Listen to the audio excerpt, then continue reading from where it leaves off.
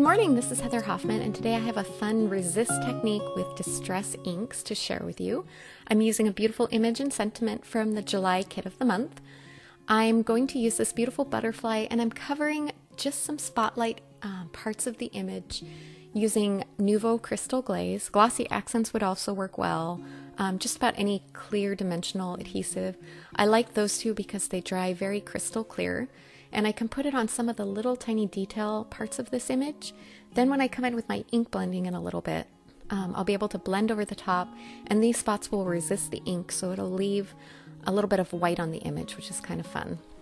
You notice I put it on the heart at the bottom too. I ended up in the end not ink blending over that, but I started off planning on it, and in the end it just made that heart kind of fun and dimensional. I'm going to use some grid paper, and this is going to help me line up to get my lines for my stripes straight.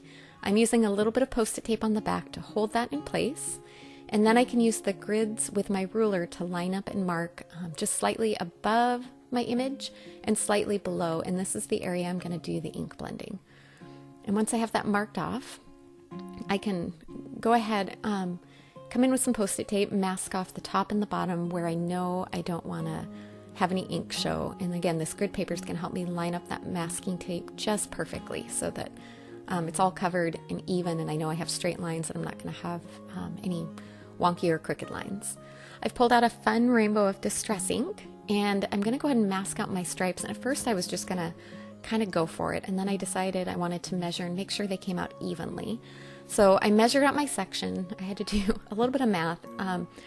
I noticed it was about 2¼ to 2½ inches that I'd masked off. If I wanted to make it perfect, I could have moved it up to 2½, and then I would have been able to do a ½ inch for each of my colors, but I didn't really want to remeasure and remask off. So I ended up just marking slightly under a ½ of an inch on each one, and that came out about to the right size stripes that I wanted, and I could fit all my colors in, and in the end I think it looked pretty even, so I figured it was good enough. If I hadn't liked it, I probably would have come back and redone it.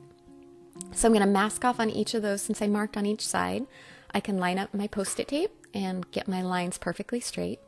I'm starting off there with picked raspberry distress ink, and then I'm going to mask off that, pull another piece of tape off to mask underneath, and then I can come in with my next color. I ended up moving that top post-it tape because I didn't want to risk having any white strips showing, so I moved it up to where I could just barely see the pink under it. And you really don't notice it overlapping a little, and I figured it would be more noticeable if I had that a little bit of a white strip in between and the colors hadn't completely been covered up. So I continued to do that as I moved on down. Our next color is Twisted Citron. It's a nice bright green color.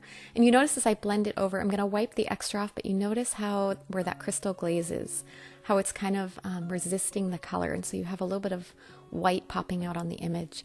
Some of this distress ink does stick over the top, so we'll clean that off at the end, and that'll help make those areas nice and crisp and white and kind of clear them up a little more so you can see those areas. All right, our next color is Mermaid Lagoon. We're almost down to the end here. One more stripe to mask off and do. Gonna move that last one down, and we're gonna fill that last in with the purple, which is the Wilted Violet. I'm gonna come in, blend that a little, and you notice I'm trying to keep my color a little deeper towards the edges and a little softer to the inside.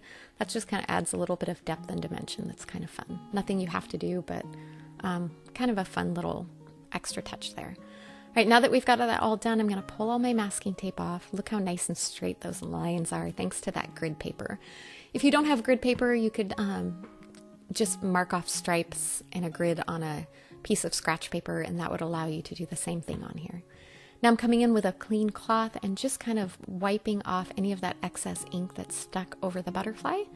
And there you can see fun details enhanced a little bit in white there, and great glossy texture over the top of the butterfly, and a fun rainbow of distress ink stripes.